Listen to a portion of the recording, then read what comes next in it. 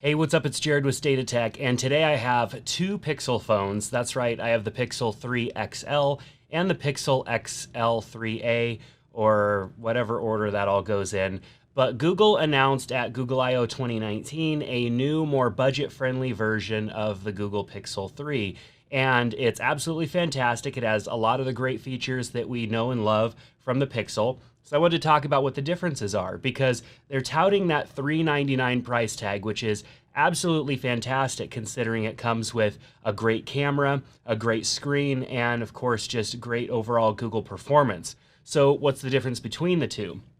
So that's what I wanted to talk about here today. So I've got the 3XL over here, and I have, or actually this is the, see that's how hard it is even to tell when they're turned off. I've got the 3A over here and the 3XL over here. As you can see, there are some differences in the display size. The 3XL is going to have a little bit bigger of a display. It has the notch, whereas the 3A does not. So you get a little bit smaller of a display, but if you would rather have maybe a little bit of a forehead on your phone for those sensors to avoid having the notch altogether, this is a notchless phone, so maybe that's something that you're more interested in. But nonetheless, the screens are really good. The brightness, let's just go ahead and crank that up on both phones here, and we can see kind of the difference between the two of them in brightness. As you can see, they're both pretty close to the same as far as brightness.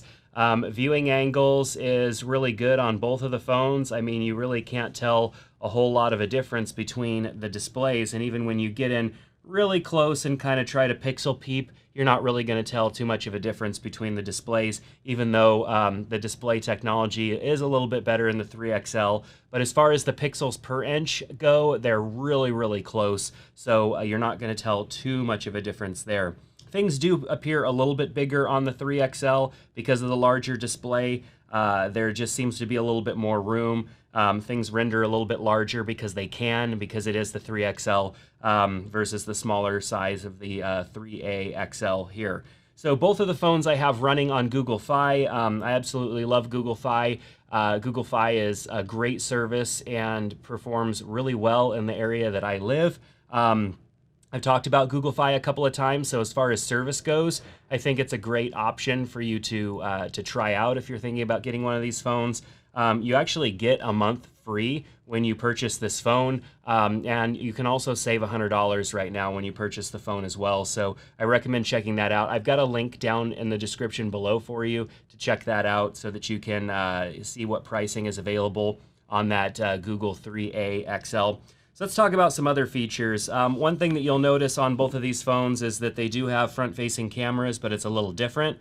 This phone over here has dual front-facing cameras and then a speaker in the middle, whereas this phone has one camera on the front and a speaker there. On the bottom of the 3XL, you can see there's a front-firing speaker, so we do have front-firing stereo speakers on this phone versus this phone. Speakers are going to fire out of the bottom. I did notice, and we'll do a sound test in a few minutes here, I did notice that the sound is a little bit louder and a little bit deeper on the 3XL than it is on the 3A, but that could just be maybe my ears a little bit, or of course the fact that some of the sound is coming out of the bottom of the phone. Both phones are going to have a USB Type-C connectivity on the bottom for charging. This phone actually has a headphone jack, so you're actually getting a feature on the 3A that the 3XL does not have. So if you're a headphone jack person, the 3A is going to be a good bet for you because you've got that headphone jack on the top of the phone. But the 3A does not have wireless charging like the Pixel 3 XL does. So the Pixel 3 XL, of course, is a great pair with the Pixel Stand because of the wireless charging and the Google Home-like experience that you're going to get. You're not going to get that with the 3A because it does not have the wireless charging. So from the back of the phone, they both look very much the same. Of course, we have that great camera that the Pixel is known for. It is the same camera in both phones here on the back. And then, of course, we have the flash. We have the fingerprint scanner on the back where I think it should be. It's a fantastic location for it, and the phone unlocks really fast when you place your finger on it correctly. One thing that I did notice is shooting photo and video with the 3XL seemed to be more stable than it was on the 3A. I know that there is some software and hardware stabilization going on with the 3XL, and I think it may be missing a little bit of that on the 3A. It's still pretty steady, but it's just not as steady, or didn't feel as steady to me as it was on the 3XL. So there are a few differences as far as hardware goes inside of these devices. Of course, the 3XL has a bigger processor than the 3A. That might not be something that you really even notice depending on the type of apps that you use, whether you game a lot and stuff like that. The 3A still has a pretty good processor inside of it. The 3XL, though, is going to perform a little better. Both phones have 4 gigabytes of RAM, so you're not getting any boost there by going with the 3XL over the 3A. Now, of course, both of these phones do not have expandable storage, so you need to purchase them with whatever amount of storage you think you will need. But because they are Google Pixel phones, using the Google Photos app, you're going to get unlimited backups of your original photos and video files for at least a couple of years. So that's something that you definitely don't have to worry about buying extra storage so that you can store all the photos and videos. You're going to get that backup for free. So let's take a look at the actual loudness of the speakers as if we were listening to some music, using the speakers, trying to fire that directly towards us for a good listening experience. I've got my decibel meter here. We're going to get a baseline reading of the room, and then we're going to take a recording. Of course, I'm going to have to block out the actual sound because I don't want to get hit for a copyright strike. So let's take a baseline reading of the room. We'll call that 48 even. So let's start out with the Pixel 3A here. So the Pixel 3A read at an 81.6 decibels and sounded okay. Let's go ahead and do the same thing with the 3XL. All right, so an 87.3 on the 3XL, a little bit higher. The sound also came across a bit deeper to me on the 3XL. I think the speakers, of course, are going to be a little bit better quality, and I would hope so for the additional price. All right, so a couple of closing remarks on both of these phones. Now, the last thing I wanted to mention that is missing, of course, on the 3A is any sort of water resistance rating.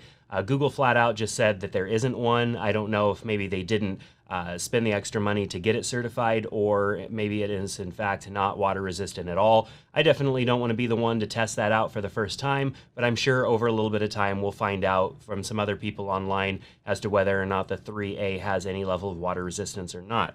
The battery is very, very, very slightly larger on the 3A than the Pixel 3 XL, but that's not really much of a difference. It's very, very slight difference.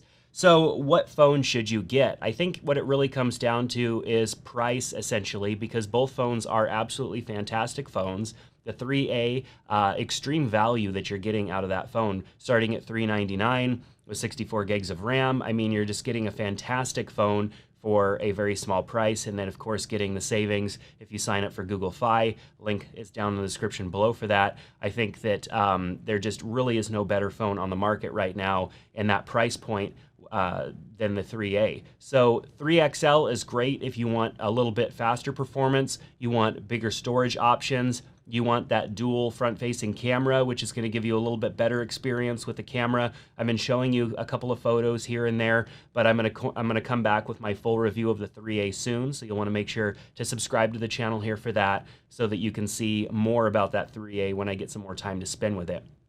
Other than that, I think it really comes down to price because the value is there in that device. Of course, the Pixel 3 XL still provides extreme value.